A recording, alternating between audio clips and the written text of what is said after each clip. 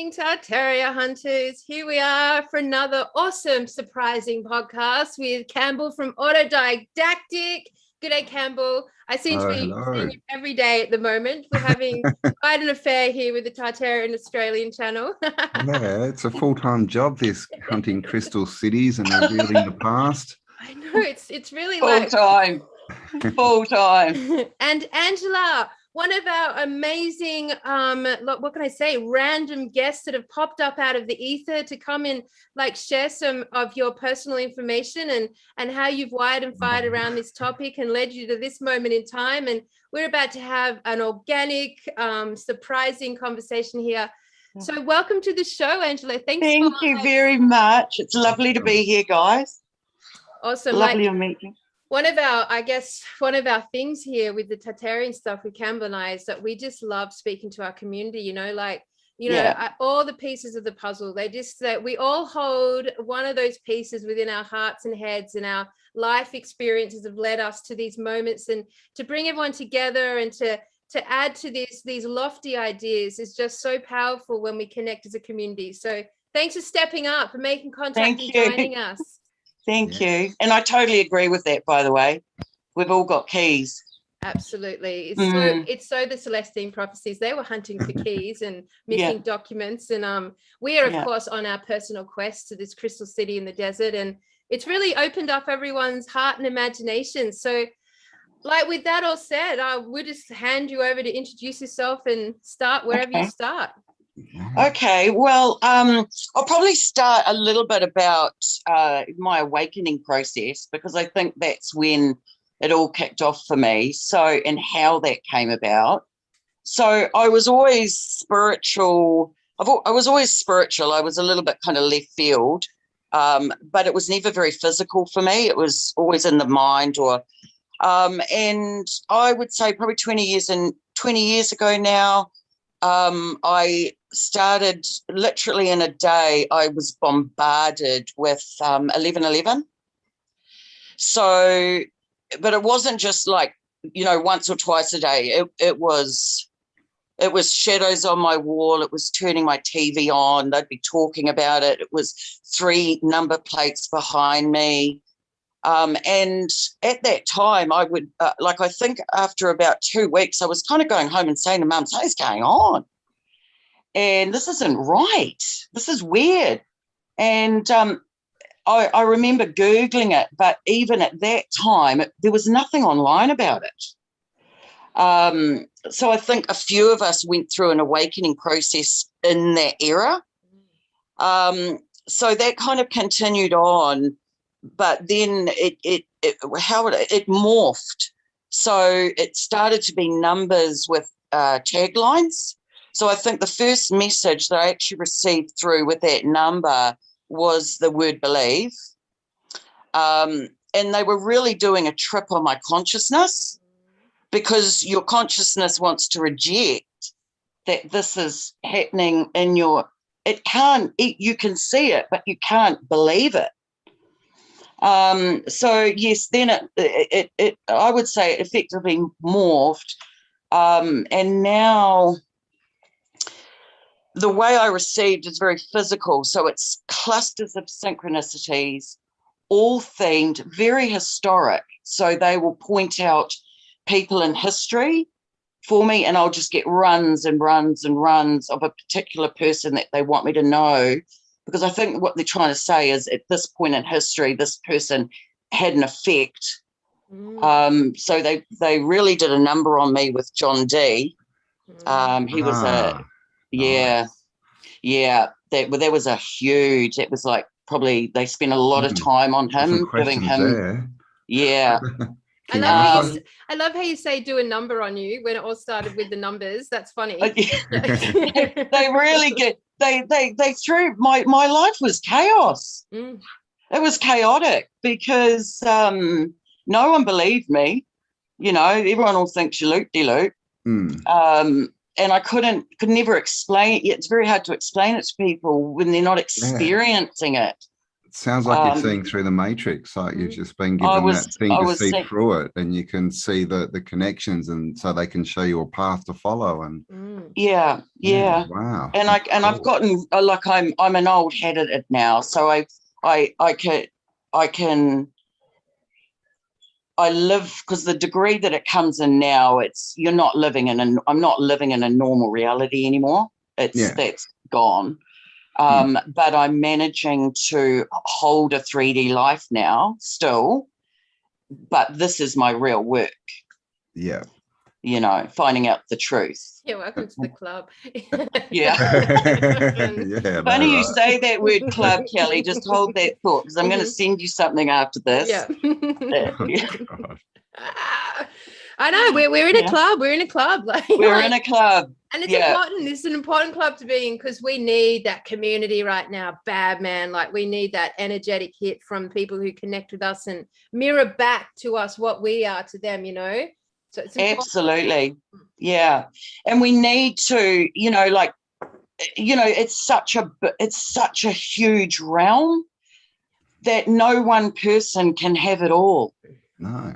So we need to be I've got a section of it, right, which I can put forward, and the stories they tell me, they're very creative. They're not stories that I would come up with on my own. They gave me a run of gnome villages. They told we're all because they're storytellers. Yeah. Right, they're storytellers. Go on, Angela. Give us a bit of a gnome. Tell us a story. Yeah, come on, tell us a gnome story. Just quickly, have you got a website? Is there somewhere that this is all written down, or sort of? Well, no. Like, so this is where I might get a little bit. It might get a little bit hard for me to kind of, you know, articulate it. And this is just my recent cluster, but they basically showed me gnomes. And they showed gnomes because they showed me gnomes because they wanted me to understand the symbolism of a gnome. And a gnome is actually one of the official gatekeepers of planet Earth. So that's what they're doing right now. They're flipping everything upside down, and this false rule is leaving, and the true gatekeepers, the originals, are they the same as the dwarves that Terence McKenna talks about? Who was that? Terence McKenna. He was God, what was Terence McKenna? He was a mind journeyist. Oh, basically, he was an intellectual, and he started off in botany, I believe, and got into studying mushrooms and things, and then got into experiencing mushrooms, and talked a lot about consciousness, and that mushrooms may actually be information containers that are sent here to us, and you know, when we have them, we get information out of them and that kind of thing. But actually, he always talked about these dwarves, these little gatekeeper dudes that were running around that he kept seeing. I hadn't made the mushroom link. Yeah. The true worldwide internet, like the fungi, the Silicium. It's like, it's the real internet. It's how nature communicates with itself. Like, it's a fantastic. And plus, with the mushrooms, man, like, there is so many cures to our ailments that are so like suppressed and underexplored with the use of mushrooms. Things with cancer, etc., etc. So, and I've always known mushrooms to be a 6-dimensional consciousness. So, if humans left the planet, mushrooms would be one of the dominant consciousness left on this realm. So that's so interesting. Have you seen that new show on Netflix? What's it? Oh, it's a cartoon. Fantastic. Cartoon. No. I can't remember the name, but it's all about. It's basically this girl who works for the deep state, and it's just truth drops. But they've got this character from Middle Earth, and it's a mushroom. Yeah, right. Like an intelligent mushroom. Yeah. Well, because I've been vibing around toadstools, and because I've had the gnome thing come through. Yeah, gnomes, of course. But you see them with their little toadstool houses, and the Smurfs. They used to live in the. I was just going to say the Smurfs. Are they and connected? the Smurfs are interesting because they're blue, and actually another group of entities that look like blue gnomes are the Arcturians. The Arcturians are small, blue, gnome-like highly masterful, very intelligent, kind creatures. I do a lot of transmissions, and quite often the Arcturians are present in guiding those transmissions. So it's just interesting, they're blue and they're gnome-like. Well, it's funny you say blue, because another massive thread for me is so this is what I get told, you know, and look, I don't speak for everybody. It's what comes through for me, but I get told that it's definitely a blue light energy. So whether that, well, it is Pleiades, Arcturians, Sirius, that is that is what is helping flip this at the moment. Well, crystalline energetics, like all of our Crystal City interpretations, that it's blue light. It's blue. Yeah, if there's one color that's just been hugely purple, but definitely the blue light. So that's been a quite a big theme for me. Is this got anything to do with blood? Blue blood, red blood, well, it's so purple. Yes, it's the everything. They invert everything. They do. Yep. They flip it upside down. All of it. Everything. Yep. So I was talking to Paul from What the Flock the other night, and we were talking, you know, because purple's the color of royalty, right? So yeah. And we've got the, you know, we know about the blue bloods, copper blood, iron blood. So are the purples, are they a mix of, you know, the iron red bloods that were here and the ones that came in, the blue bloods, and of course, you know, red and blue is purple.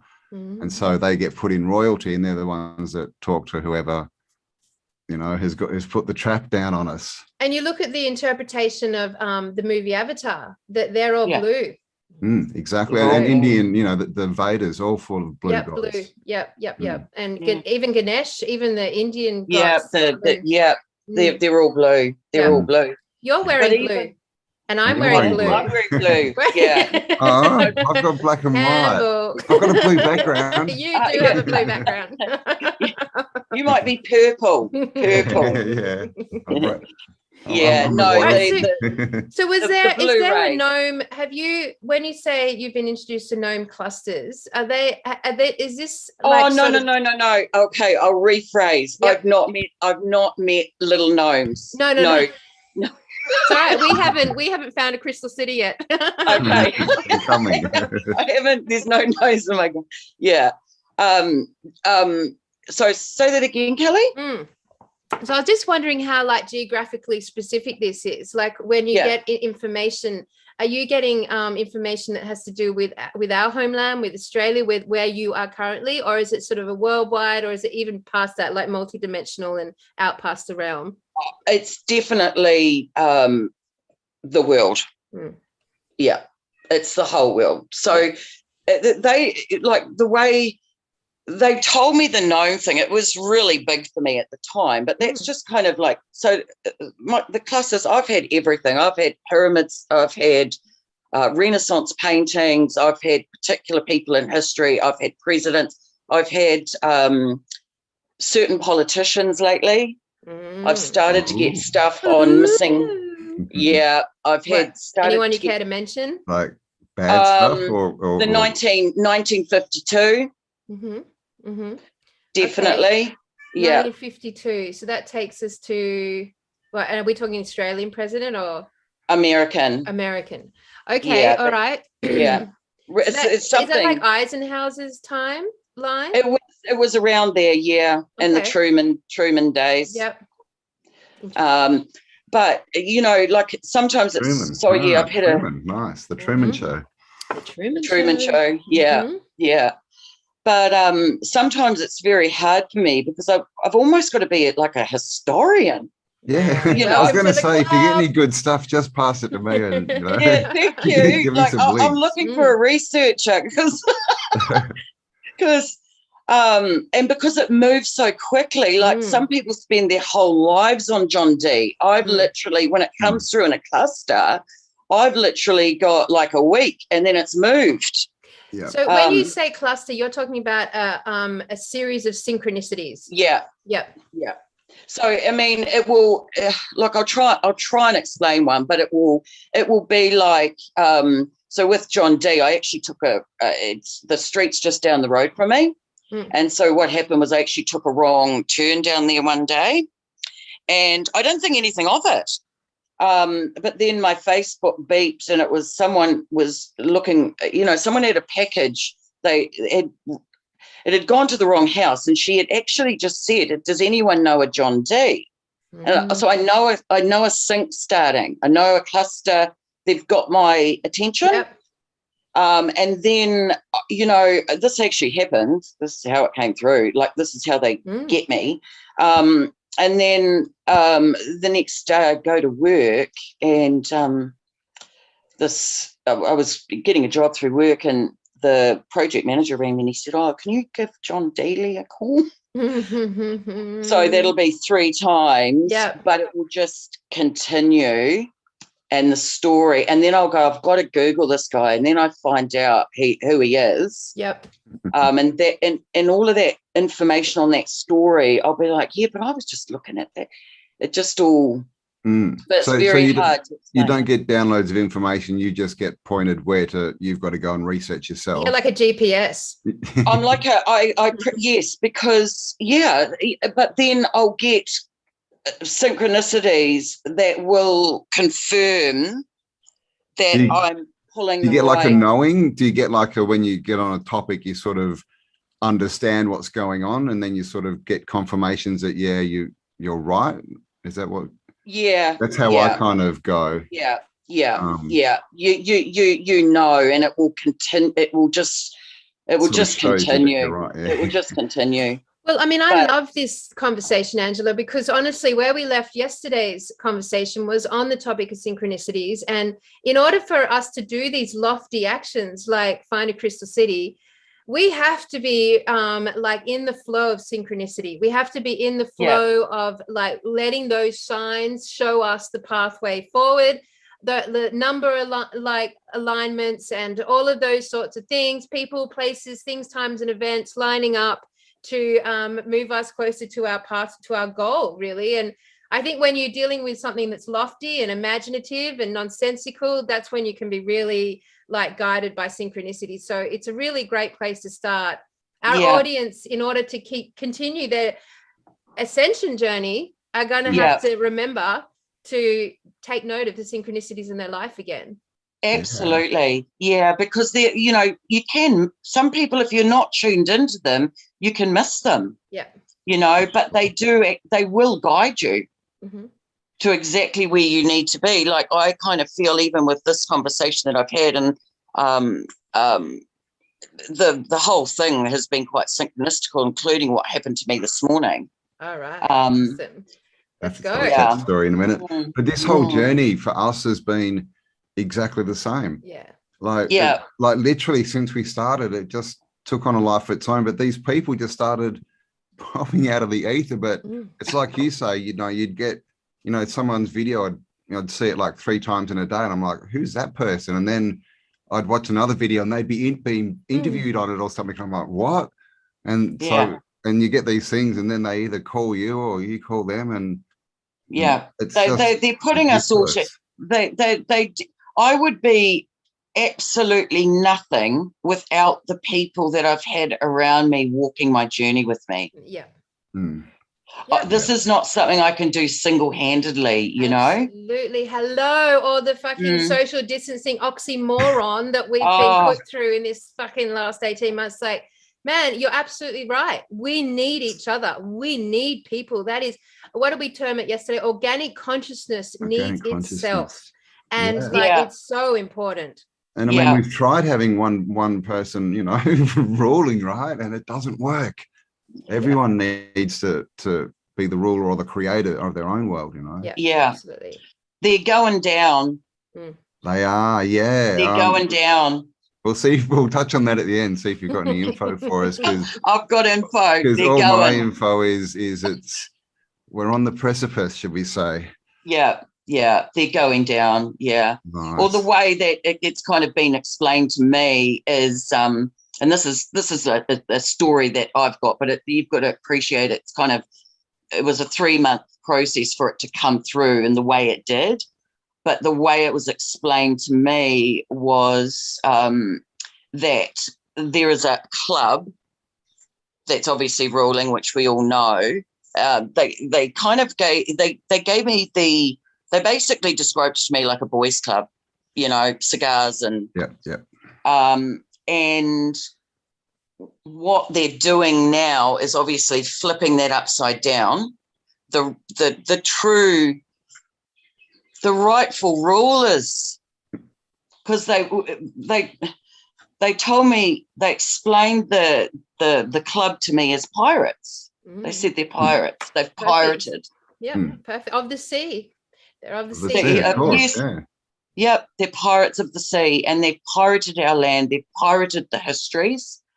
If you look, I had a thought the other day. This wasn't synchronistical, but it just didn't surprise me. But I thought, I wonder why I've never Googled who found the first dinosaur. And so I looked it up, and his name did not disappoint me. So I think they make up names. Oh, they do.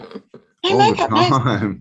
But I've got a question about dinosaurs. Like, how the hell do they have sex? Like, honestly, like those big fucking tails with the spikes all over them and little pathetic arms, like they cannot even have sex, those made up mythical creatures. Do you know with dinosaurs, they didn't even have a word for dinosaurs. They had a word for dragon in the dictionary. Then they, in 1 year, they ripped out the word dragon and replaced it with dinosaur. And not one native tribe has got dinosaur bones. Like, not fucking fabricated. Well, I'll be straight up. Like, I did believe in dinosaurs till about a week ago. Oh, wow. You got smacked. I did. Because I hadn't thought about it. Well, this is the thing. We don't. We run off subconscious so much, and because we're just so infiltrated in our minds and so given such a story. It's dinosaurs are real.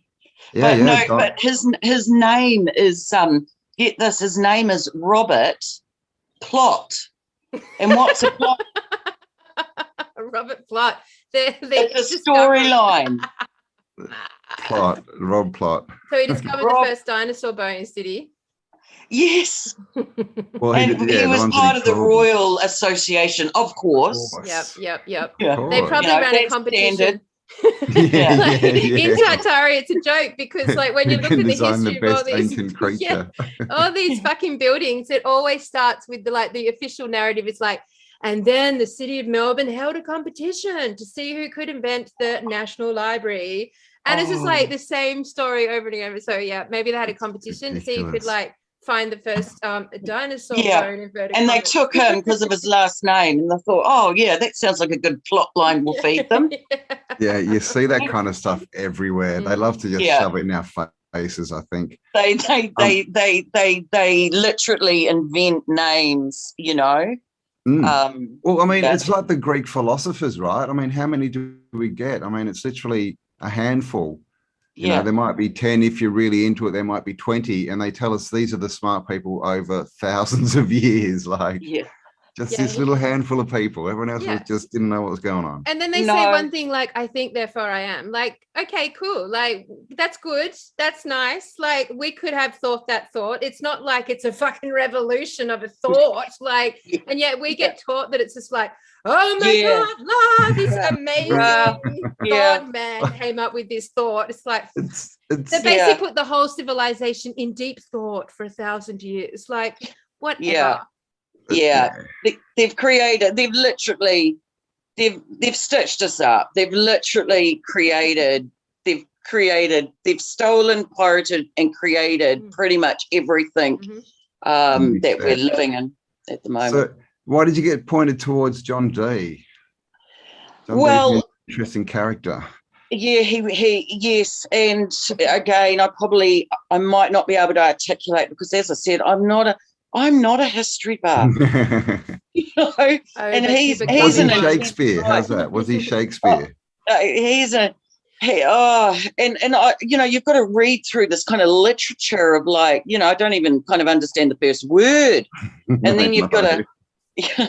You can try reading where they change all the letters around, and you've got to in your mind change your S's to F's and do all this stuff, and so annoying. Yeah, I mean, I've actually not heard of the theory of him being Shakespeare before. Haven't you heard of that? Yeah, no, that makes sense. Actually, I'm so yes John Dee basically, they reckon. I mean, he also did the KJV, but they say he was Shakespeare. All right, and that Shakespeare makes was just a pen name. Yeah. Shakespeare was just a pen name. Okay, and of course Shakespeare. Someone went through Shakespeare's works, and he was, the greatest writer. And throughout his works, he spelled his name something like 12 different ways. Like he couldn't spell his own surname. So I mean, that's actually I'm actually going to look at that after this. I'm actually going to look at that, because I've got the park up the road is Shakespeare Park. There you go.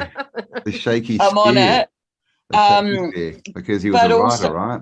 Yeah, but what they kind of showed me, what I picked up from him was that so he created a system of magic called Enochian magic. Yep.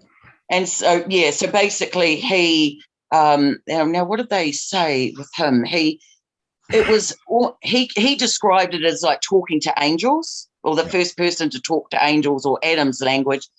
But he worked very closely with the Queen at the time. Yeah. And I believe, just in the way that it was shown to me, that I feel like he actually opened up some sort of portal or gateway at that time. Yeah. And it's kind of, it's played out. It's gone all through the castles. Yeah, it's played out. Queen Elizabeth I too, who's that queen we see, that really white queen with the red hair and never smiles, looks a bit. She looks like the Queen of Hearts in Alice in Wonderland. Yeah, she does, exactly. Yeah. Probably far from the Queen of Hearts. Yeah, exactly. Inverted. Yeah, well, it's the same in Alice in Wonderland. She's not very hearty. No, not very hearty. Off with their head. Another stitch up. Yeah. So, but he also used to sign his name. This is quite interesting. So, actually, he was the first person to coin the term the British Empire. So I feel like at that point he's accessed something. Something's come through. I really don't know what. Like sometimes I can't fill the gaps. I mean, I don't like to fill it. Pardon? Pirate, empire. Yeah. Empire is a fire, right? So pirate is like a fire eater, but then empire, that's the same. Oh, empire. Pirate. Empire. So what does M mean? Empower the empire. Pirates or something like that. Yeah, there's something there. I wonder if what the portal you're referring to, I wonder if that was him connecting in with that real energy, that dark, that. Like yesterday, we talked about this chained beast that was so ancient that it just had this black goo running off it. And it's that black goo that has been utilized in the nefarious agenda, which hopefully is not in the vaccine, but probably is. It's in all our smart technology and all the AI. It's self-replicating.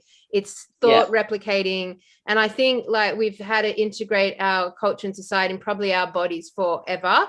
So, which I've linked to the real. So anyway, continue. No, no, I totally agree. And as I said, like I can't sometimes fill all the information, but we all have a idea, I just don't go and say that for me. I don't try and fill it with something that I haven't been shown. Yeah. Yeah, but there's a definite line there from John Dee all the way through.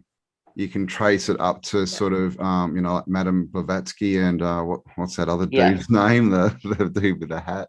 Into television too. Alistair Crowley. Oh, yeah. So there's this big lineage. And of course, science, they pretty much brought in the sciences, and science is just seance. Yeah.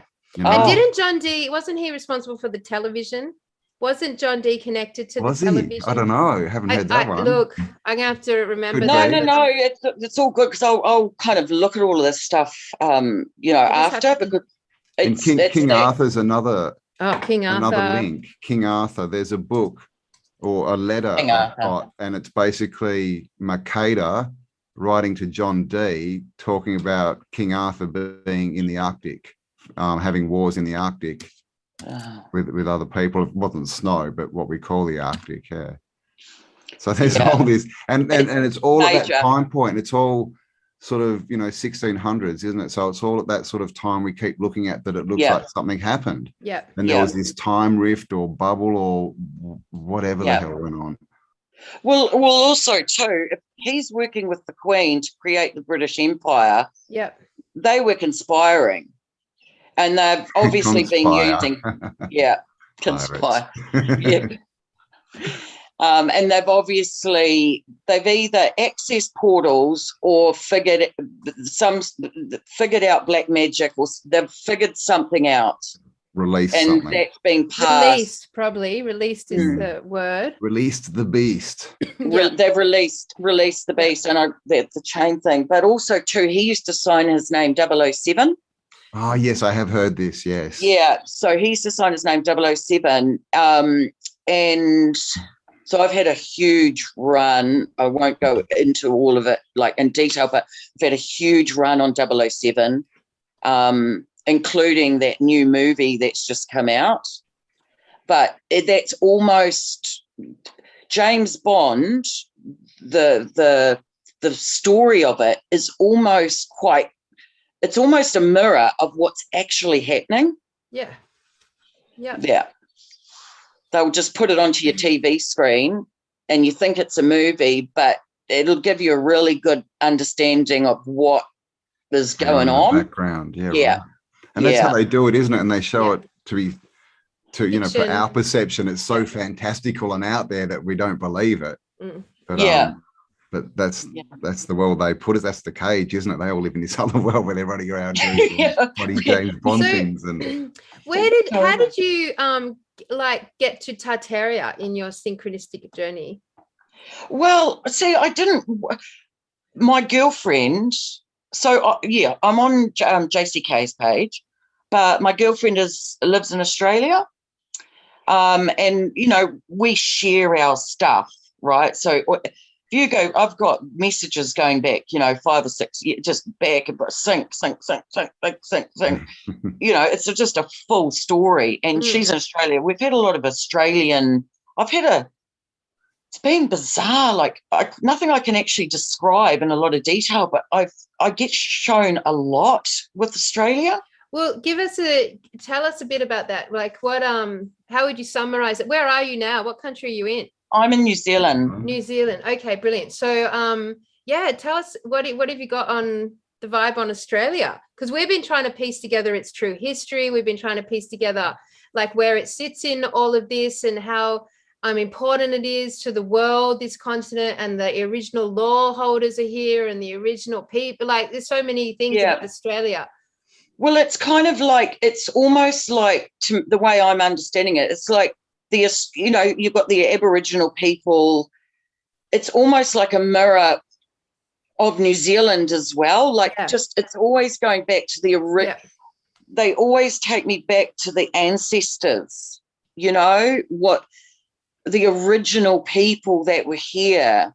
And I've never actually really quite fully understood it, but both of our countries have had the pirates arrive, and I think what's happened is the pirates have arrived and built these cities, built our history, and so anyone kind of born after that has just been taken up in their world, effectively.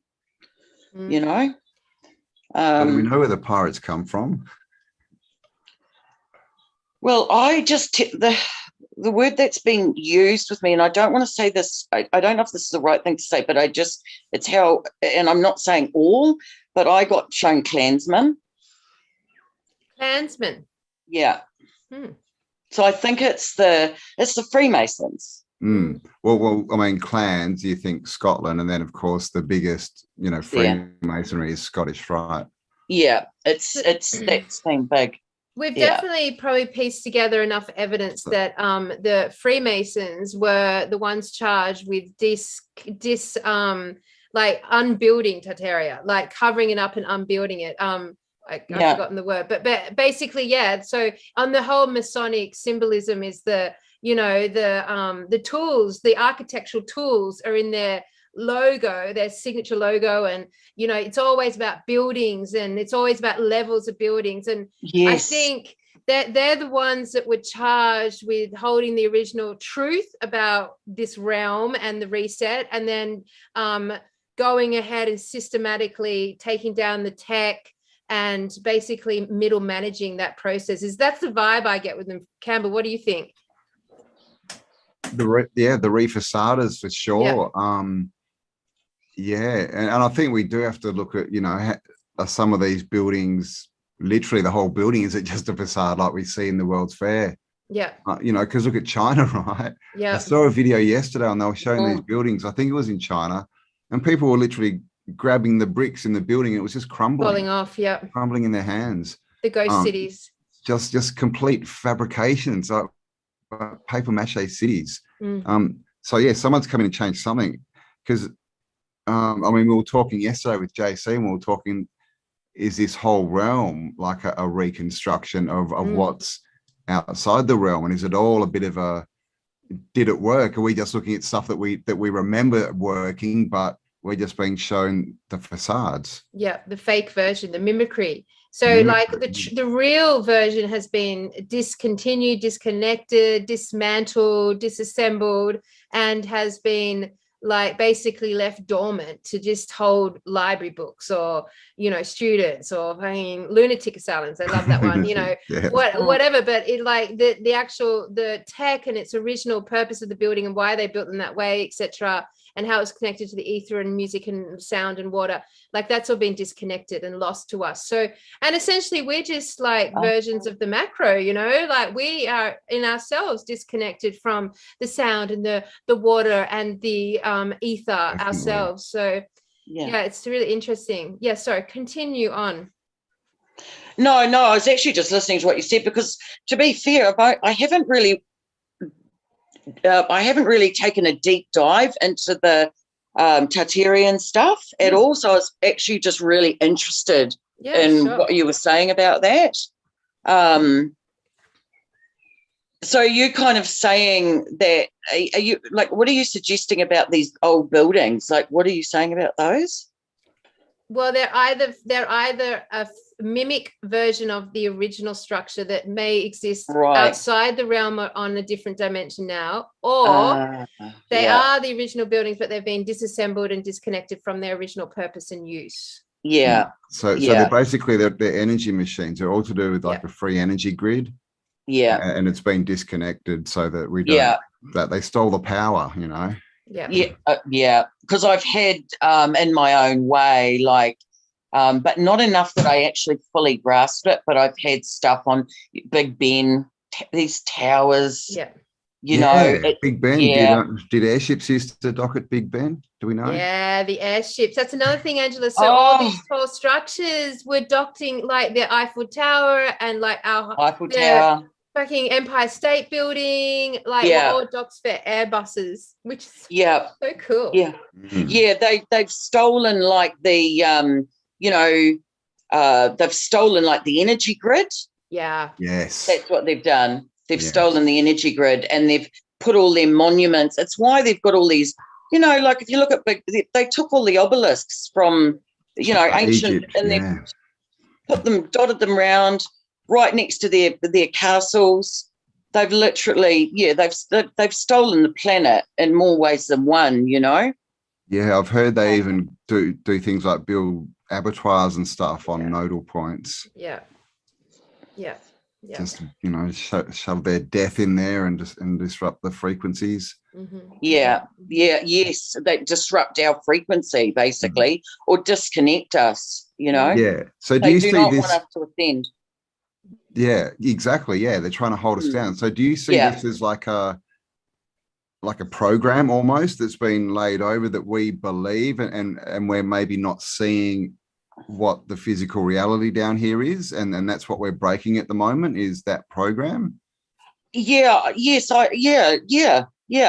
feel like I know, and I can only speak for how I'm experiencing it, because it's so crafty what they've done. It's just you're just so trapped in it, and even to try and explain it to people, the consciousness, cognitive dissonance. I mean, we've been taught that all this stuff doesn't exist. No, like exactly what we're talking about now, getting messages and talking about free energy, even. You know, we're being taught to avoid these people. They're quacks. They're you know, clearly it doesn't work. Look at Nikola Tesla. He died poor. See, he tried free energy. You know? Now they're all with on the airships. and now they're all on vax, those freaky dinky fringe dwellers. But I love, you know what? I love that statement, they stole the power. I think that's so fucking funny. Like, they literally stole the power. They literally stole, including our power. The way it came through synchronistically for me is I got shown that they are literally like axing out, like we're trees. And, you know, the woodcutter in a fairy story, you know, you always have a woodcutter. He's always chopping down the Jack and the Beanstalk. He chops down the and the American one with the bull, what was his name? Paul Bunyan. Don't know that one. American walked across America and chopped down all the trees, and he had a giant blue bull. Wow. Then you got the Lorex. That was all about chopping down trees. Chopping down the pigs and down the our big helix bad DNA. Yep. Yes, indeed. And that leads us to this moment in time where we're reclaiming it or we're selling it. Which one are you going to do?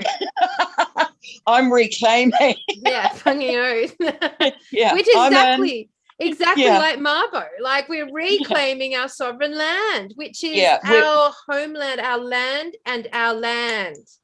It's ours. They stole it. You don't own it. And we've obviously got galactic help. Thank God. Yeah. And we've got a time we're in, you know, this time is prophesized. Oh, yeah. and even in the 12th insight. Carol mentioned it yesterday, so I opened it up, and on the first page it says, what does it say? This, in the second decade of the 20th century there'll be a great awakening or something like that. Okay, this was written like really 10 years ago. I mean, we said it yesterday, but this book, The 12th Insight, which was the last one of the Celestine Prophecy, which was a series of books that most of us started our spiritual journey on, and like a long time ago when we were just in like early 20s or whatever. And then we all read the first 3 and then went off on our spiritual tangents, but most of us never got to the 12th insight, and it was all about 212, right? Which of course we now know is 2021.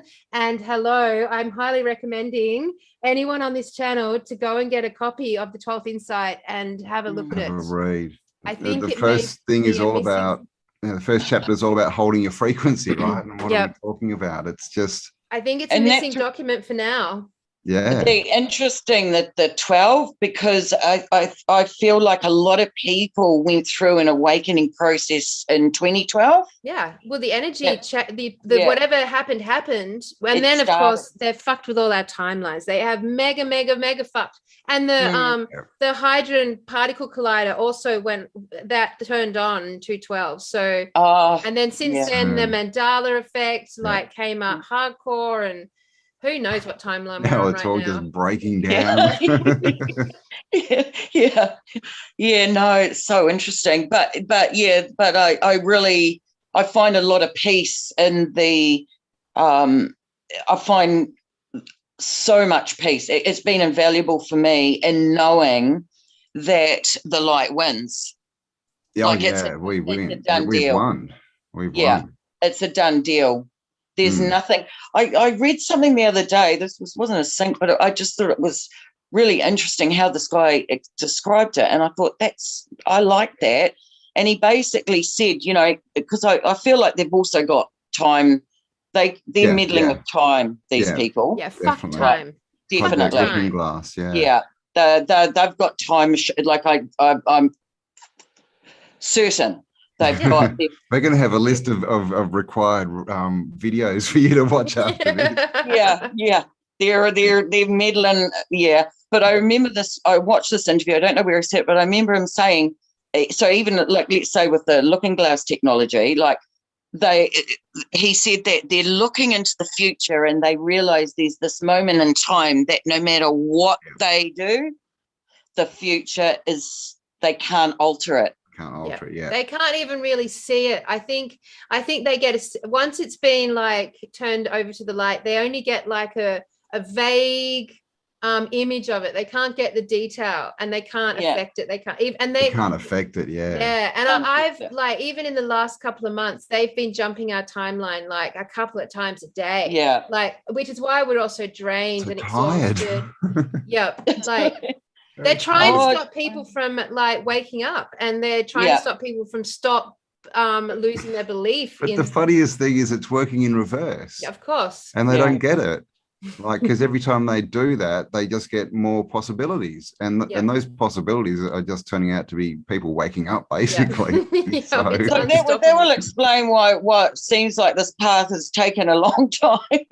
Well, I mean, that's the thing. We're all going, why don't people see this? And then as soon as this happened, it's like, oh my God.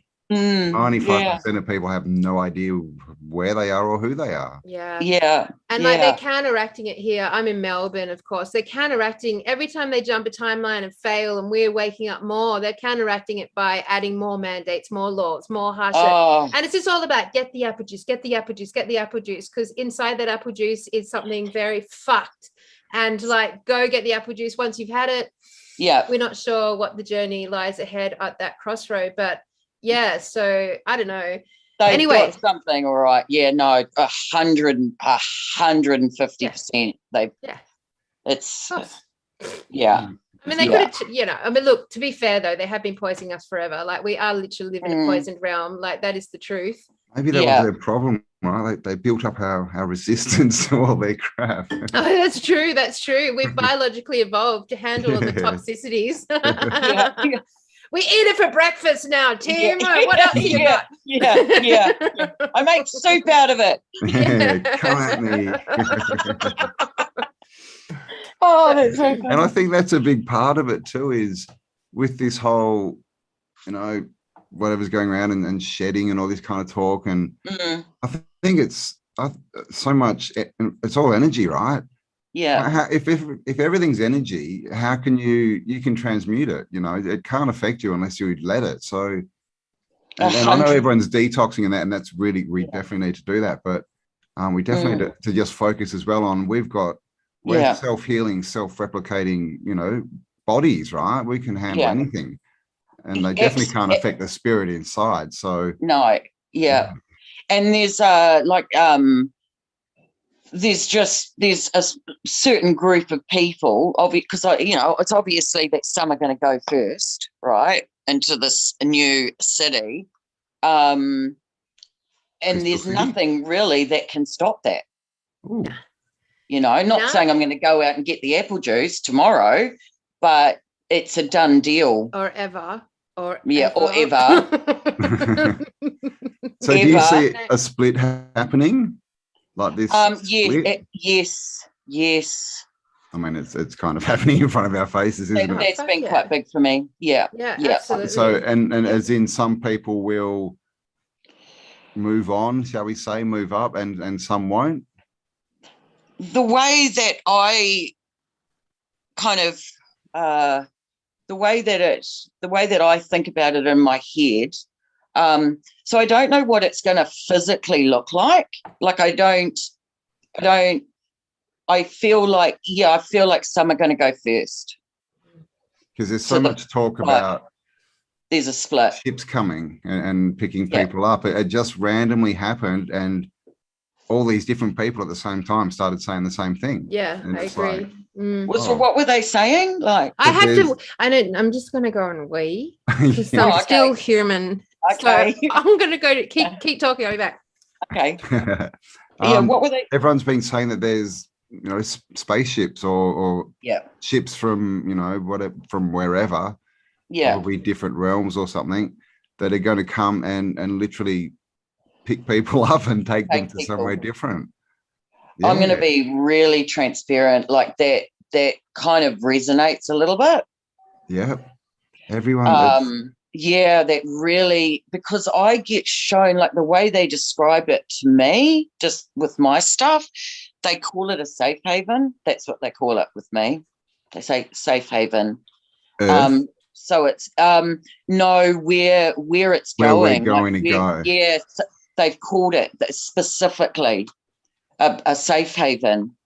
And so is this just like the weirdos, like us, the people that come back in? Are we the ones that get taken out, and then the native, shall we say, of this actual realm, it gets turned to what it should be for them? Is that what we're talking about? Or well, I know it's a split, and I know there's a choice involved. Yeah, it's definitely choice. So I know that. So the soul definitely has that choice. For the first time, probably for the first time, free of that incarnation cyclic trap. I think that's what our job's been, is to open up consciousness enough to within ourselves to retake that choice back. And I think we haven't had it for a long time. Couldn't have said it better, Kelly. It's spot on. And it's like there's a more and more waking up to be able to actually even just slightly start to make that choice. And that's because people are starting to see the dark in their face right now. So people are going, oh, really? But, people like us, and I'm sure, all of your audience and people that have been going a while. Our audience are fucking legends, man. Really? They're so fucking smart. I love them. They're like so smart and so tuned in. Switched on. Yeah. Well, you have to be just so tuned in to get the level of this. Yeah, absolutely. Yeah. Absolutely. So you say that you've just come across Tartaria. Yeah. But I resonated with it. It was right down, because I'd been getting my own kind of stuff on monuments, and Big Ben was big for me.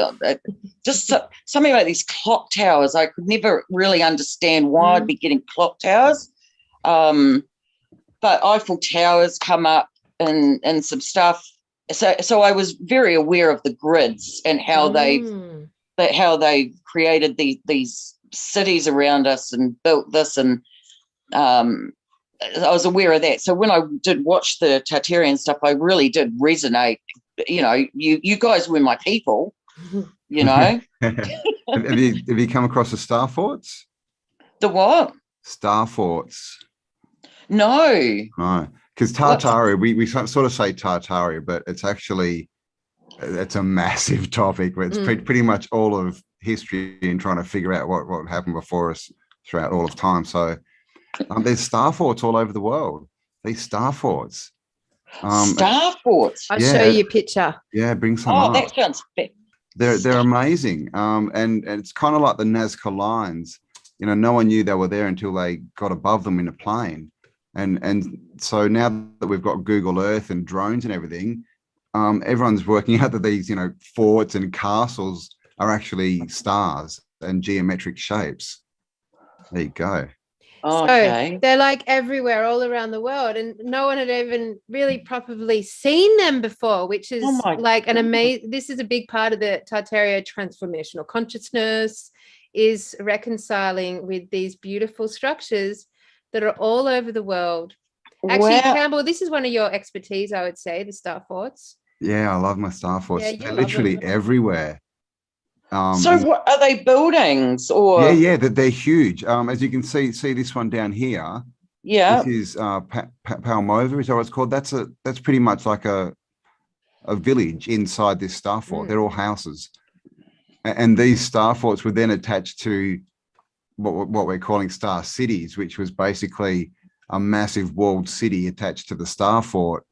And you find in them all the old buildings, the cathedrals, the domes, the red brick structures, and they're all built off like a template, and it's all to do with energy as far as we can see, and sound, frequency. But we've got them in Australia. I haven't looked at New Zealand, but no doubt there's some there. They're everywhere. Yeah, I mean, I'm fascinated because I've never heard of them. Yeah, most people haven't. Fascinated. Yeah, it's this is the big one. Like when your eyes start to open up to this consciousness, like you can see things that you'd never even knew existed. And we're just talking on this plane, on this realm, the amount of things you can see finally that we're just like shut off to our perception of reality. Like, I don't think many people, oh, look, there you are, Campbell. Oh, Camby. He's in there.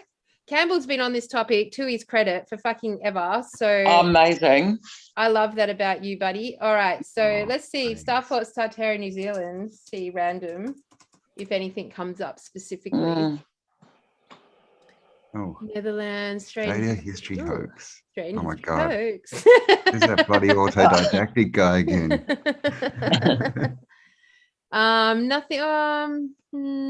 I'll have to dive into yeah, a bit we'd of have New to Zealand. do a search. Yeah, I'm obviously, I've got my afternoons planned now. I know where I'll be looking. You'll probably get the pointers of where they are, so you can just find them. Yeah, I'm gonna definitely because they look absolutely amazing, Mm. And there's beautiful illustrations from old books. All the old maps are just but they can't really tell us who built them.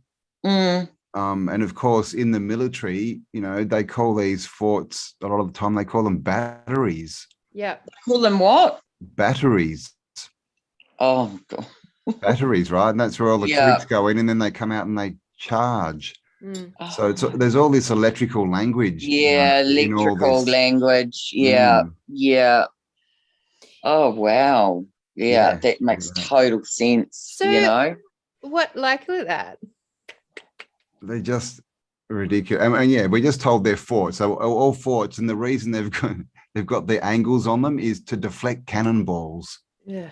I'm serious. That's the story. Yeah. Okay. just like dinosaurs can fuck with those tails and tiny arms. The dinosaur story. I go around now saying, "Oh, dinosaurs aren't real, guys." Honestly, get anyone to sit down and explain how they reproduce, and they'll be like, "Oh, yeah." What a question! They can't. What a question.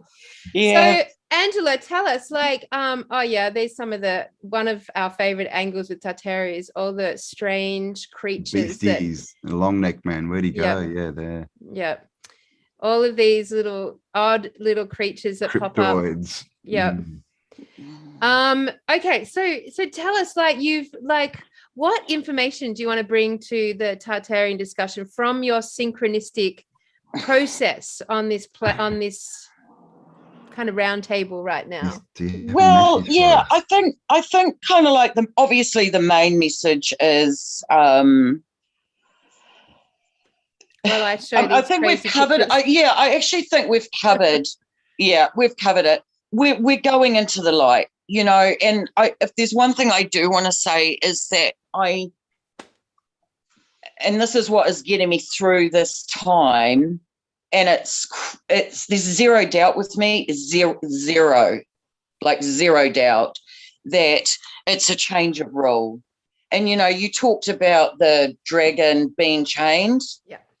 They're chaining him up again. He's going back down into the pit. That's the process that we're going through right now. So explain that a bit more. So from the information that you've got, kind of channeled through, what is the timeline here for the human race? What's happening? Well, I have no times. Oh, no, not literally times. Just generally speaking, what's unfolding around us. Okay, so really, I think the awakening process, obviously. So it's like this is the way I'm interpreting it. It's like they're trying to get as many souls through the door, at this time as they can. Yeah.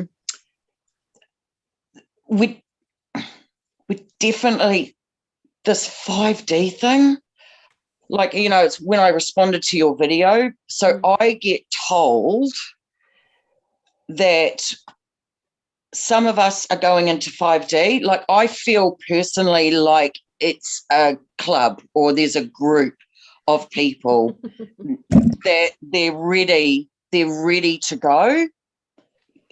Yeah. And so I don't know how or what that's going to look like, but I was really quite drawn to what Campbell said about potentially getting picked up by ships. That is a very, very real possibility. Or it could be the Flash.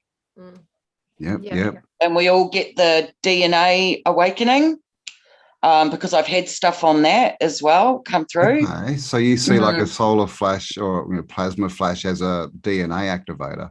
I've had a little cluster of that. Yeah, this was a while back now, but that was in my space, or that kind of came through. So that's a very real possibility.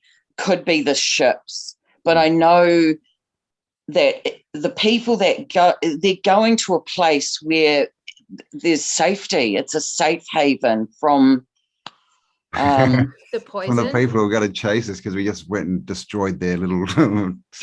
sand pit. Structure. Yeah. Well, it's interesting that we talk of ships, isn't it? Because like Tartaria is all about the airship, and they got rid of the ships. They delete all the old photos. All the skies are deleted. They're called vanilla skies. All the ships are deleted out of the skies, and that we're talking about ships reoccurring here to come and get us. So I mean, people get confused with the notion of ships being connected to space, and we're talking about a flat realm with a dome, but this we put them down as a multi-dimensional something, an organic multi-dimensional structure that is to move us somewhere. So continue. Oh no, it's just when you said airship, did you say airships? Yeah. So I've not heard you guys talk about that, but I'll go through after we off here. Yeah. I'll go through all my messages, because I got airships, but it was so random. I never quite understood why I would get airships. This is the thing, we're told that they're just blimps, right? And of course we have the Hindenburg, so of course that stopped all airships, can't do it anymore. But we found pictures back in the 20s and 30s, they were everywhere. Yeah. And these things, they were basically like cruise ships, but in the sky. Yeah. They were full of rooms. They could take hundreds of people. They had restaurants and viewing decks and libraries, and it was literally like a cruise ship in the air. Non-polluted. And they would dock up to we've got pictures of them docking on the Chrysler building, on the Empire State Building. Oh, literally with the drop thing down the front. These stairs come out of the front of the airship, and people walk into it. And so is our history saying that they didn't exist, but they did? Is that? Yeah, well, the history pretty much says that they existed for about 30 or 40 years. They show you some silly balloons as the early ones, and then suddenly they're these football, field-sized ships. And then one blows up and you can't do it anymore. So they were it's such a dodgy story. No, but it's so fascinating, because I couldn't figure it. I could not figure this out. I couldn't figure out why I would get airships. Bring up that one of it docking on the top. Here we go. There we go. You see that? Yes, yeah. Yep. So this sort of this one, yeah. Yeah, that's really. So that's the top of the Empire State Building. Yeah. It's just so bizarre. Yeah, I really vibe with that. And there, have we got one of the Eiffel Tower? See if I can. But they're beautiful. Like look that. I don't know. That's a flying machine with an air balloon. I think that's just an interpretation. But they literally are all over these older photos. These beautiful blimpy zeppelins. And they show us in all these movies, these steampunk movies. Yeah, this is like a steampunk one. Oh wow! Yeah, wow. So yeah, the steampunk ones are like, how beautiful. And there you go. It's literally an airship, that one. Steampunk is an interesting thing. It's like the Gothic period of our architecture. Oh, that's quite implying one. It's a piece of art there. But it's yeah, kind you of get there the to point. say, yeah, we had tech, but it was all machines, you know, there was not actually electricity or free energy or anything. But There are airships. Let's see if I can find Paris. Do we have any of the Eiffel Tower? Have you got some of those? Anyway, it doesn't matter. You get the point. Probably, if I can find them. There's Gog and Magog up the top. Remember we were talking about that last night? That giant. Oh, yeah, there we go. Yep. Just side note from last night's conversation. So Angela, I've got to just ask a few more questions about these gnomes, since you did bring up the gnomes. The gnomes. Brought up the gnomes. You didn't I brought up the gnomes. Talking about it like that, just like. Are they live inside mountains? Well, I think they just wanted me to understand the story. They wanted me to associate that we are the gnomes. So that's what they'll try to do with me. So, because they can't land in my room and tell me to my face. So they have to find a way to be able to tell me a story.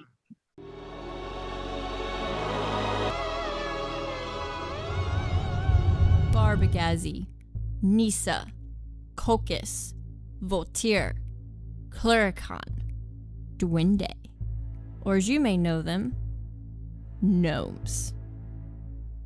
Gnomes are small and unobtrusive until they're not. You can find these menacing statues of creepy old men with pointy hats in various stores around the world. Collectively, we are aware of these little creatures, but where did they originate from, and is there any merit to their existence? Let's take a look in the second episode of Beyond the Known.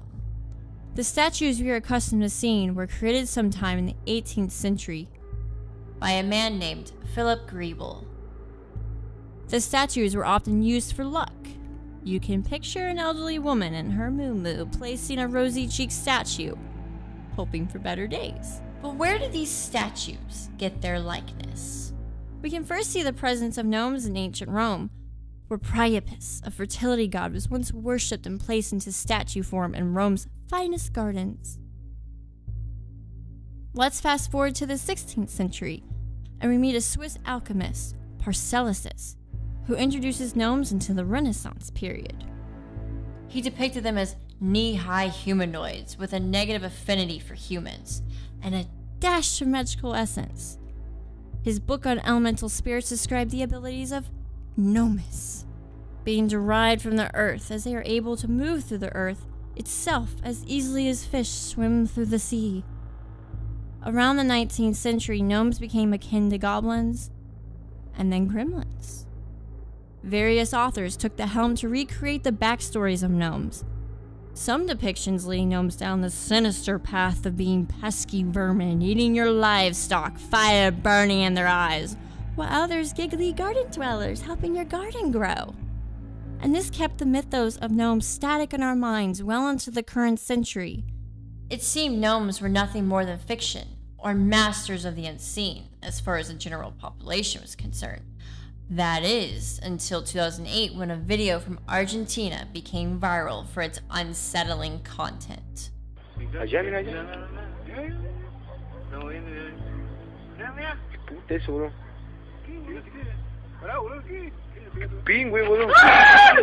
Multiple videos and stories have been revisited since, and while some could be dismissed as a hoax, others are a little harder to write off.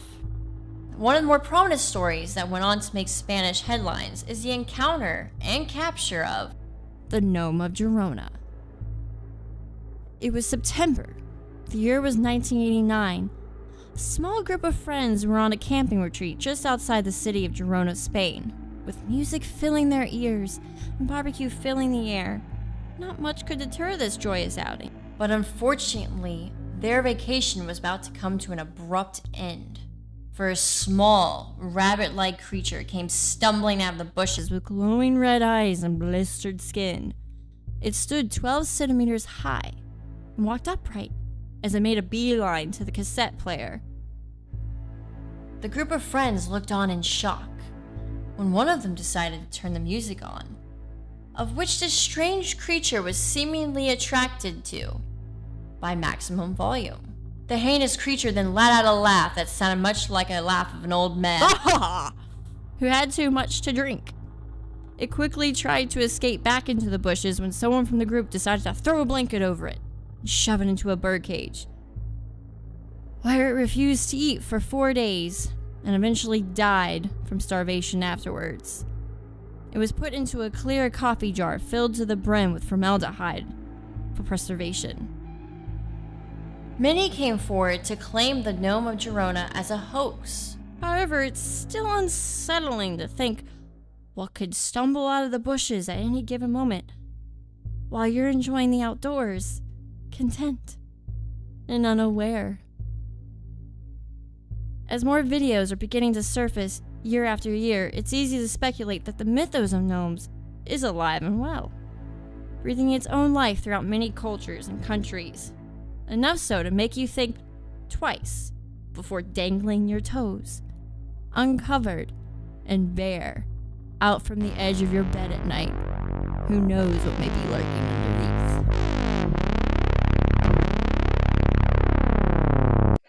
Yeah. They do it through stories. They do it through, that's what they do. So with the gnomes, basically they said to me, they said that we're the official gatekeepers of planet Earth. Right, because at the moment, because whoever this darker club, they've stolen our. It's almost like they've had control of all of the portals and the gates. Keys. Yeah, they've had the keys. They've had the cross keys. They've had those keys. Cross keys are cool. Yeah, they've had those keys. The cross keys. So, and they've denied us access. They've stolen it. They've denied us access. But we are going to be given the keys back, and we will be the ones guarding the portals and the stargates. Can I just read you this headline? It says, ultra-rich people used to hire real-life gnomes to live on their estates. That's what this headline says from this document. Real-life garden gnomes to live on their estate. Lessons from history. Well, where did the whole thing of garden gnomes come from? Yeah, I've never even thought to look. Let's check this shit out, man. It reminds me also of the You guys want to be gnomes, don't you? All right. So, yeah, let's see. Spotted them, of course, garden, 18th century. But back to the 18th century, of course. Of course. Too much money, building giant. All right, no, I can't. But look. So see these gardens. These are the farms of the old world. That is the farms of the old world. These big palaces that we're told are palaces. Yep. Versailles. So I won't bother reading that right now. But let's like some of these. So best down here. Look, gnome authenticity. Wow. Fragile alliance. I'm just like, we've never really looked at gnomes before. No. And are gnomes dwarves? Are they the same thing? Well, I kind of just bundled them all into one, you know. But even the seven dwarfs and this mining thing as well. I was just going to mention that. This mining. What do they do? They wake up Snow White, right? They wake her up. Yeah, and they go mining. And just this is so random, but have a look at the Tesla logo. It's a pick. Oh, mining pick. Yeah, right. So, like all these doors are Maru? Have you come across these stone doors that go into mountains? Is that something to do? Because gnomes, obviously, mountains inside, gold, all this kind of stuff. I mean, dwarves. I had. I'll have to kind of maybe pull up my stuff after here, but I've had We're gonna have to get you back for sure. Yeah, I've had a run on that specific. So the way that came through for me, it was because I've had red rocks as well. They've shown me like canyons, red rocks. And I was actually getting the red door come through, and then the armor room, and that's a red door. But the way that I understood it or unpacked it was there's a story about a man and he's getting chased and he runs up and he can walk through that red rock because he's of the right frequency signature. Mm-hmm. But it's for not everyone can access those portals, if that kind of is coming across right. Yeah. Totally, So yeah. So you've got to match the frequency, or else it's a brick wall. Yeah. Otherwise, I don't know if this is absolutely like correct, but it's the way I perceived it. It's like there's some people. There's a light club on Earth that has already got that right frequency. We've got those keys. Yeah, it's the way. Do you know where those people are? Are they everywhere, or is that like a specific? Well, I don't know who specifically. I think that's somewhat that you'd feel it in yourself. There's a lot going on in Thailand with old bloodlines, shall we say? Do you know what's also weird about the gnome? Is it like the garden gnome is like a statue of a little human? Like, we did Medusa. And when we look at the history in Tartaria, like they had technology to basically take organic structures and turn them into stone. So this whole notion of garden gnomes being represented in stone, and are you guys reading this? It's saying like it was fashionable for wealthy estate owners to hire people to dress as druids, never wash themselves, grow their hair and nails as long as possible, and live in their gardens as ornamental hermits. Like what? You, like it's like, hello. I think you've hit the nail on the head, because is it possible that gnomes were captured?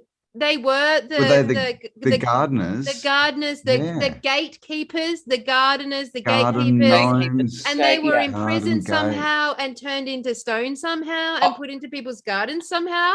We've been entombed. Rabbit hole. Yes, we've been, because that was another thing that was quite present in that story. Was it's almost like we have been encased in stone. So I applied that to us as humans on here. We're the gnomes, but we've been in stone. We haven't been able to do anything. We can't move. We're stuck in one spot. But we're being, I think it's when the sunlight hits a gnome, when the sun hits a gnome, or I think they inverted it and said actually when the sun hits a gnome, it gets turned into stone, because they're going to want to make it look like the sun's bad. But they're not going to tell us that the sun wakes us up, so they probably meddled with that story a bit. But well, that's like all this turned to stone. I mean, what does that actually mean? Like, if everything's energy, does that just mean that they're on a frequency that we can't interact with them, we can't see them, so they literally just look like stone to us, but they're actually in another frequency, they're actually still there. Look at this. The origin of the word gnome is earth dweller and or knowledge. Wow. Yeah, you're on it. Yeah. Oh, gnosis. Yeah, gnosis. Yeah. Wow. Yeah, of course. And have you guys heard about that monument, that weird monument that got built in like 100 years ago now? It was those stone, it's like a Stonehenge, and it's got all the prophecies on it, but it was built in the 1800s. The Georgia Guidestones. Yes. Well, they've got a thing called a gnomon stone. So that's another rabbit hole. A gnomon stone. Yeah. All right. And Swiss alchemist Paracelsus was the first one who described them as creatures with magical powers. According to him, gnomes were one of the 4 elements or nature spirits, invisible beings that existed among humans belonging to the earth. They would come out at night to help plants grow.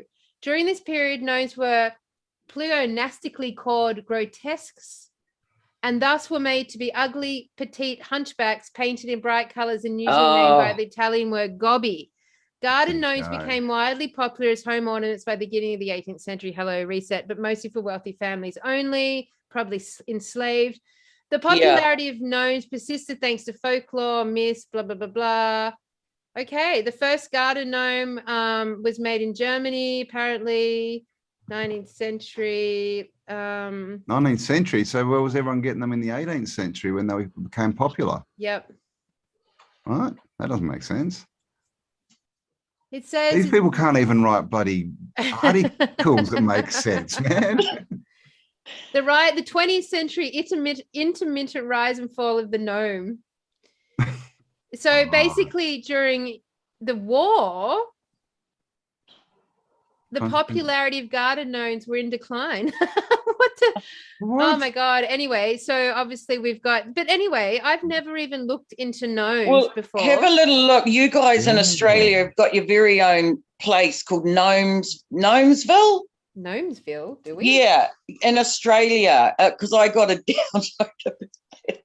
Gnomesville? What's this? Gnomesville. Yeah, Here it is. And it's so symbolically loaded. There's big oak trees there. It was just, I'll send you some stuff after here, but it's 30 minutes drive from Bunbury. Oh, it's near Perth. It's near you. Oh, Bunbury, really? It's down my God, south. you've got to go. Oh yeah, I'll have to. All right, you got to go to Gnomesville. That's your you got it, Send us all pics. Yeah. Oh, what? I've never heard of that before. No, let's see what it looks like. So basically, Campbell, that's your excursion for the week. Oh, look Yeah, like you'll be that's presented not far at with. all. Whoa, You're going to make a lot of friends. Oh Oh my God. Say hello to my little friends. Oh my God. We should have a podcast at Gnomes Village. You should set up the camera and we'll... Yeah. Maybe I'll have to get a group together and we'll bust down there or something. And and get into some of the I think we need to do a deep dive on gnomes and I think so. This is because I mean I've been thinking dwarves for a long time, but never really sort of associated with gnomes. Yeah. So so that's how they kind of said to me what's coming back. They called us because the officials. So I was more than happy to take that. Wow. Right, so we've got gnomes, mushrooms, gardening, dwarves, mining, John D, Dawson Mountain, airships. Egypt. All right. So a bit of homework for all the watchers. We've got the mythology around Rumpelstiltskin. He was a little, and then we've got the leprechaun. So we have got gnomes represented, and we've got elves. So and we've got Santa's creepy little elves, but they're all very gnome-like. And then we've got the dwarves from places like Lord of the Rings, where they are the miners. They're all sort of like the same. And the Arcturians have the same energetic. Well, some of them do. So are they related to gold? To gnomes or Arcturians? The Arcturians. Do you know? Actually, I haven't heard that. There seems to be a gold theme definitely running through there. Some kind of mining theme. Or digging and gardening. That's right. Yeah, they were. And Lord of the Rings, they were digging for gold, weren't they? Yeah. This mining, And the pot of gold at the end of the rainbow for the leprechaun. Yep. Yeah. Oh yes, of course. And then we've got Snow White with the miners. Yeah, the mining. Yeah. So this gnome concept in our mythology is quite strong. It does play around. I mean, Christmas is all about gnomes and toadstools. The origins of Christmas is all about mushrooms. Have you guys watched the documentaries about Christmas? So it all got modeled off magic mushrooms. And the toadstool. The red and the white, Yeah, the red and the white, the toadstool, the giving the presents, the leaving offerings out for Santa, Satan, the happy little elves that which just feel like me, they've been imprisoned and cloned and made brain dead by Satan Santa. Yeah, it said in that last picture, it said gnomes also known as pygmies. And what do we find in Hyperborea? Yes, pygmies, hello. which is the North Pole, right? Yes. I'll tell you something else too, because I've just clicked to this. But this mushroom, these mushroom houses. Yeah. It's our consciousness house. It's like it's a reference to. It's almost like referencing our conscious, because your house. Is it a mushroom because mushrooms are all connected underground with psyllium and they're basically an organic internet? I'm seeing it. Yeah, I don't know. I'm seeing it more like anything where if I get anything through that says your house or new house or home, I always think of our inner dwelling place. Yeah, of course. You know, like that's how I filter that info. So the mushroom is within us. So I was thinking, well, the gnome, they live in little mushroom houses. So that's probably, and, if you take magic mushrooms, that, obviously breaks your consciousness open. So it's just something, I don't know, I'm just vibing around that. Of course, yeah. Mm-hmm. I was just thinking with all those pictures, Tyrion, he was always the smart, sort of good, moralistic kind of person, wasn't he? And he was a dwarf. And are dwarfs just the generic code of the gnomes? The dwarf DNA that come through the humans, are they the gnome like DNA? And because we have dwarfs. We definitely have dwarfs. This is such a cool. I know we've gone sideways again. How does this keep happening? We keep going sideways. Oh, you'll come out of it in about a year. Tell me about it. This is a weird title. I don't know what this is, but it says demons Euriphaeton. The demon Euriphaeton in his manifestation as king of the pygmies. Oh, what? Yeah, I don't know what that is. King of the pygmies. Well, let's have a look. That just looks like a piece of art, though. That reminds me of something. I don't know what it reminds me of. I just the pygmies were the equivalent. Did you get something from? I don't know what it was. I got triggered. Yes, I got triggered. I'm seeing king of the little people, kind of. Yeah, I did. I've seen it. I've seen it recently. This title says, in his manifestation as king of the pygmies were the equivalent of the gnomes. There you go. From Scheibel's Butch 1860. 1860. So random. So what this is, so basically the pygmies and the gnomes are together. They're the same. In this artwork. And if you look at the story of the gnomes, they were the little people. We are the little people comparatively to the giants. There was technology made to enslave them, imprison them, make them sort of uglier than they are. And then turn them to stone basically and imprison them. How that's not dissimilar from our story. Do you know what else? What? We used to have pygmies in Australia. Yes, exactly. And they pretty much wiped them out, as far as I know. That you just can't find anything. They used to be there, and now they're not. And all those tiny little skeletons that have come forward from which we say are fairy skeletons. Yeah. So they've found lots of new skeletons. Yeah. Okay. And they've always got kind of biggish heads, which gnomes for their body kind of have biggish heads, don't they? Let me read you something. Legends of gnomes can be found in almost every European culture. The Norse shared tales of the dwarfs, invisible people that lived underground. There exists no mention of the dwarfs being small of stature. Dwarfs were famous for their skills as craftsmen and smiths. Notably, they forged the weapons of the gods, like Thor's hammer. They also forged the long golden hair of Thor's wife. How one goes about forging hair is another one's guess, blah, blah, blah. Dwarfs were also referred to as black elves due to their characteristic pitch black skin. What? They possessed great physical strength as well as potent magical abilities. Later writers would alter the legend to include the now famous short statute. Well, I've never heard of a black one before. No, wow. Pitch black skin. Interesting. All right, sort of no. So that came from the European culture. And then here we've got tall red hats and long white beards characterize these tiny people. Their appearance is reminiscent of the modern garden gnome. They are said to inhabit farmhouses and barns, acting as secret guardians of these places, gatekeepers. They're usually no more than 3 feet tall, but due to their shape-shifting abilities, they can transform into much larger forms. Their powerful illusion magic gives them the ability to turn invisible in an instant. That's probably why you have never seen one. There you go. Then we've got brownies. Brownies, yeah. Household spirits that come out at night to perform menial chores around the house, like Dobby in Harry Potter. Yeah, and remember that old tale. Oh God, what was it? The dress. He was like a dressmaker, and he couldn't finish the king's clothes or something, and the elves came and finished it for him.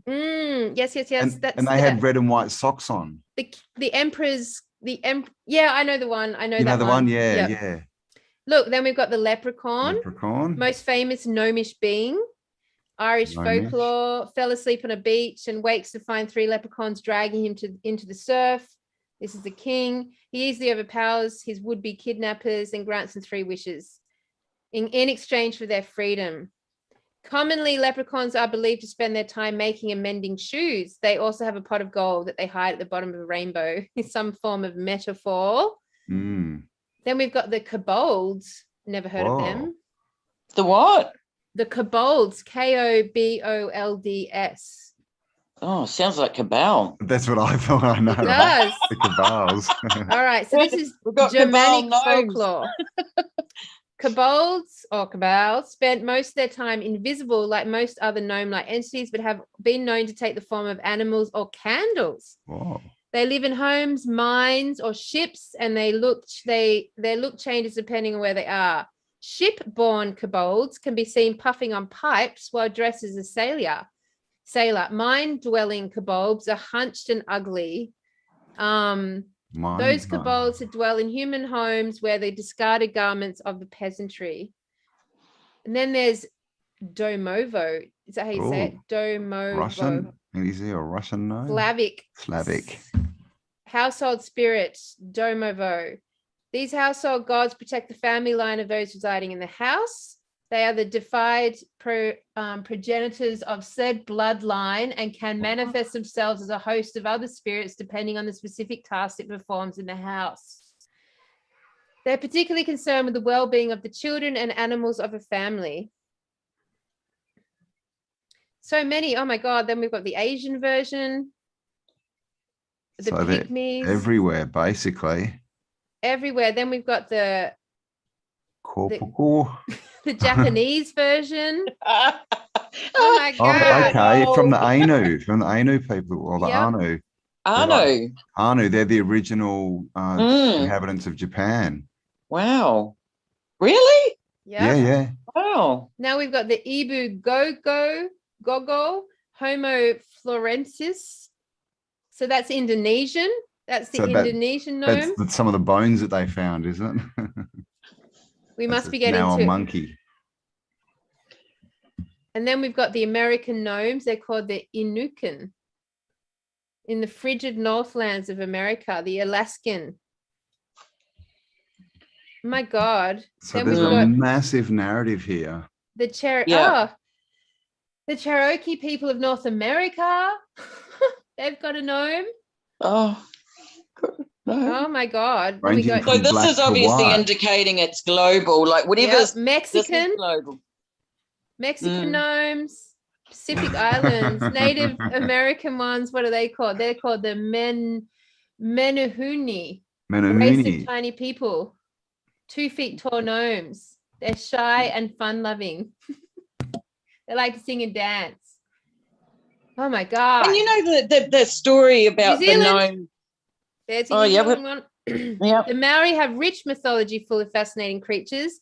I can't even read this. Can you read that? The Patu Paieri, is it? Patu Paieri. Yeah. Paieri.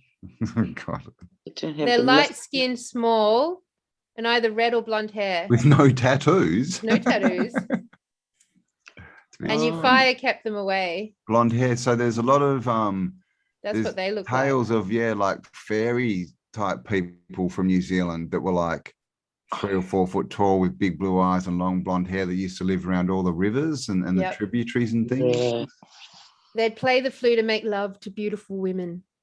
Oh, here we go. Is this here we go. The Woodarjee. Woodarjee. Yeah, Woodarjee. Look at them. I'm feeling mighty savvy today. On the island continent of Australia, the Aboriginal people have an impressive oral history stretching back thousands of years. The Noongar people of Southwest Australia tell the legend of the how did you say it again? Woodarjee. They look like Aboriginal peasants, except they're 30 centimeters tall. 30, wow. Oh my God. Tiny. And dressed only in a loincloth. Traditional hunting tools Aggressive like and have been spear. known to attack humans. Oh my God. So 30 centimeters, that's like Pretty small. that's tiny. God, 30. yeah. Okay. Wow. Oh my God. Then there's the African gnome, the Boloko. Oh. Then there's the South African gnome. Whoa, that's quite a gnome. And then we've got things like Yoda. Oh yes, Yoda. Well, there you go. That's a brief history of the world's gnomes. Oh. Holy shit. What a rabbit hole. Oh, it's a rabbit hole. It's a rabbit hole. This is why, though, when I get I've got to kind of just skim the surface because, you know, and it goes back to the following the synchronicities when it comes through. You know, you can't, I don't try, I just go, you know, but no, really, it was a love, it was absolutely, I loved that cluster because of I love the fairy tale stuff. Well, you know, when I get the fairy tale history, stuff. right? Yeah, that's our history.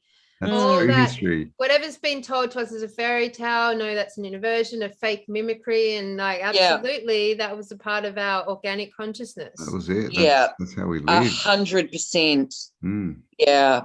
So, we're so lucky to know. So, all right. So from this, we can potentially add the premise that people are going to be able to start seeing these gnome spirits in their native form around the world, that they are connected to the elementals, the fairy race, that sort of like as the veil lifts, that we are going to start potentially participating more with these mythical, delightful, enchanting, like how magical for all of us into our nonsensical brains, these entities. I remember Ramtha always saying to us, the only reason you guys don't see these things now is because you will be so shocked by seeing something so different from you that you'll reject it. Like until you can get your mind to a place where you're not racist. That's what he was saying. You think you're literally against other races. Exactly. And he's like, you're so programmed to be so racist. Yeah, we can't even. We struggle in that realm. Yeah, you know, getting on with people that are like us. I know. I know. But like, I mean, I think that's a program that's been running. Like, obviously, no one here has an issue dealing with other humans and from different cultures and continents. Like, what he was getting at is you would actually, but you're so racist, you're going to be fucking terrified. And because you're going to be so racist and fucking terrified, you'll end up killing them or destroying them or going after them and annihilating them. So you can't see them. You're in quarantine, human race, until you wake up. But I feel like we may be there now. Like, I think we're going to start to, I wouldn't be surprised. Nothing would surprise me if I woke up at the end of my and obviously we're going to become, because this has been quite big too, we're going to get in touch with our magical selves. So all of that hidden, magic stuff that's been, we've been capped or we've been axed down at the trunk. That's all going to come back as well. Fuck yes. Definitely. I mean, magic is waking up here in Australia, Angela. We can tell you that for sure. It is waking up, and there are thousands of people flocking to this idea that magic is arising and awakening in the heart of the realm here in Australia. We know it. We feel it. We're championing it. It's like, it is all around us right now. Nothing is stable. Nothing is as it appears. Everything's an illusion. Magic is waking up. And when we realize it's actually within our perception, when we realize that we are the magicians, we are the magicians. We are the magicians. We are the magicians. We are the magicians we've been waiting for. We are the magicians. That's been just so huge for me. They just hammered and hammered and hammered with, we are the wizards. We are it's us. It's us. And it's us. Bring out and we just have to anchor in, like, it's getting a bit toxic out there, but you just anchor into the light. That's it. We know what's coming. But if you're a wizard, it doesn't matter what's going on outside. Doesn't matter. Because you're a wizard, right? Yeah. Change stuff. And that's the Well- thing. If you understand you can change stuff, then you can. If you think you can't, well, Yeah. you're stuck in this paradigm, aren't you? Yeah. At least we Make give it a choice. go. We give it a go enough times that like people after us like get it first time. You know, like Yeah. that analogy of evolution, you know, like Yeah. someone ran faster to get out of the way of the predator and the next generation just were faster. Yeah. Like, you know, we're gonna be that trailblazing indigo fucking like cutting edge thinkers that are going to go and trailblaze that course and just do it enough, and fuck, even if we fail, the ones that come after us will get it first time. I literally, about 5 minutes before I got online to you guys, I wrote a message to, because this is the theme at the moment, I wrote a message to my girlfriend and I just said, we are the pioneers. So we're almost first wave, right? First wave, we're blazing the trail. I actually use those words. We're blazing the trail. And yes, you're right. The second wave might have it a little bit easier than we've had it, because we've been obviously in the first generation to really wake up. But This we are reset. the pioneers of new earth. Spell breakers. Absolutely. It's absolutely true. So, Angela, when you came on, you said you had a message for us. Oh, well, it's just I got a really big synchronicity with your name this morning. Oh my! All right. Yep. Huge. So I'll share it. God, I've gone this far, right? Yeah. I'll share it, but what I'll do is I'll send you the image, because you need to see the imagery of it. Mm-hmm. And I'll just loosely explain a little bit. So I've got a company down the road from me, which this has kind of kicked off this Crystal City Sinks, right? This was the not Ange, but the company down the road is actually called the Telos Group. Mm-hmm. And I've had sink after sink. Once that came in, it was all on like Donkey Kong. And I had to meet just recently. I won't actually say her name, but I've had this woman come into my life that's newly awakening, but she's like a duck to water. Anyway, she asked me to meet her down there. She had to go and see someone. So I went down. She had parked right under this Telos sign. When she did that, I just got this barrage of stuff about her. So I've been supporting her awakening process, but she's tuned for it, you know? So anyway, that's fine. I've got photos. That's all been this Telos group. So I went out today and I drove down and I saw the building next to it. And the building, it's right next to the sign. I'll send you the imagery, but it's called the Kelly Club. But Has it got graffiti sprayed all over it saying fuck? Yeah. And badly drawn penises from the 80s. But it was even the club thing I've been getting a lot of, you know, and so I was already on the club and I've been talking about the boys club and he's starting a new club, and so I've already been all over that very recently. But yeah, I'll send you the images because it's easier to visualize. Yeah. But you're right. I nearly drove off the road. Of course.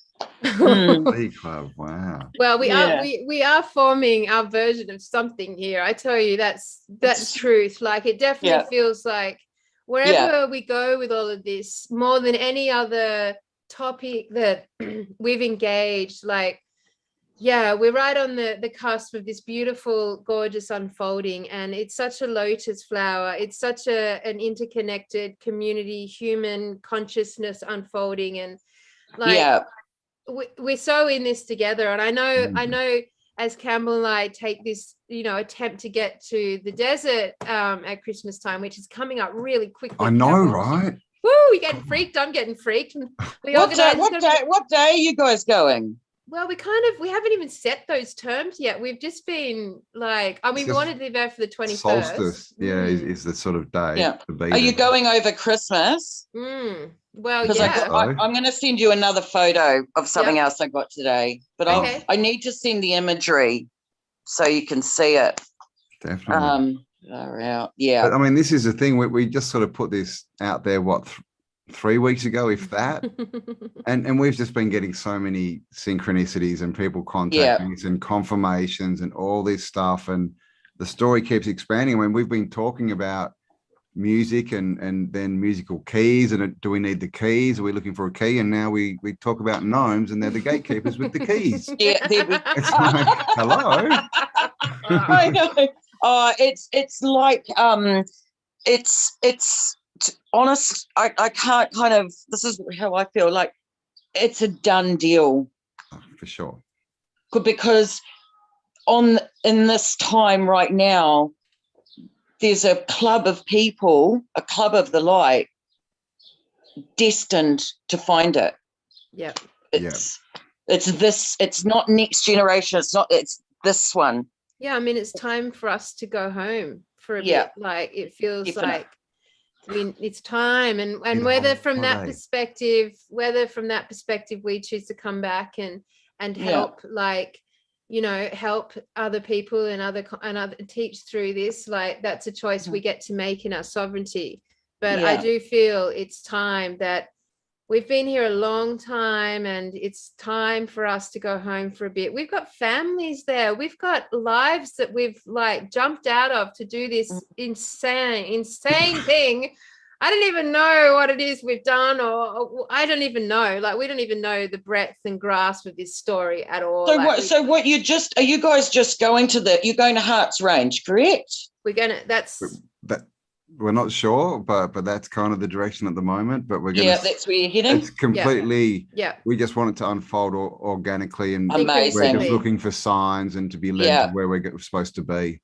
Yeah, we'll choose a date to meet up somewhere obvious. It was going to be Alice Springs. It's the most obvious, but they're pretty vaxxed to the max there. We might just choose to meet at Hearts Range and just start from there. Just like, and really we probably just need to meet one night and dance the whole night and sing and talk around the fire and corroborate, and then just wake up in the morning and see what is ahead of us. See what happens. Yeah. Well, for what it's worth, guys, I just think it's absolutely so beautiful. Are you guys having the idea to do that? Be backing it up. It's honestly nearly bringing tears to my eyes. Thank you. Yeah, really. It's so gorgeous. Well, I definitely think, obviously, Campbell and I will live feed it from our different directions, because we're coming in from totally opposite sides of Australia. So we'll document our journey, and it'll be live on our Facebook, and I'm sure there'll be thousands and thousands of people watching, because no one's going to know what's going to happen. No. But hopefully, like, as we go, people will just randomly go, I'm going to join them, and we'll just have this constant stream of people coming. I would absolutely love to go. But I can't even get to in the Australia stable over there. Yeah, I can't get to Australia. At this point, I can't even cross the border. So, but fuck that. But, I mean, this is the thing. We don't care. That's not going to stop us. That's manslaughter. Well, maybe the ship does different pickups. He'll pick up from New Zealand and come. Maybe he'll pick us all up, drop us in the middle. Then we'll just look down, and there will be a gnome with the New Zealand accent, and we'll be like, we're on to you, Angela. All right, guys. Well, I think that's been a fantastic deep dive into an unexpected gnome topic. I feel like I want to push all that gnome stuff up to the beginning of the conversation and just like pique people's brain out. Honestly, I've never seen it covered with the Tartarian world. And I might just whack a quick thing together. I'll send you what I've kind of dug out, kind of my end as well. If you want to kind of keep researching it. Yeah, I think we should. Definitely needs to be brought out. Yeah.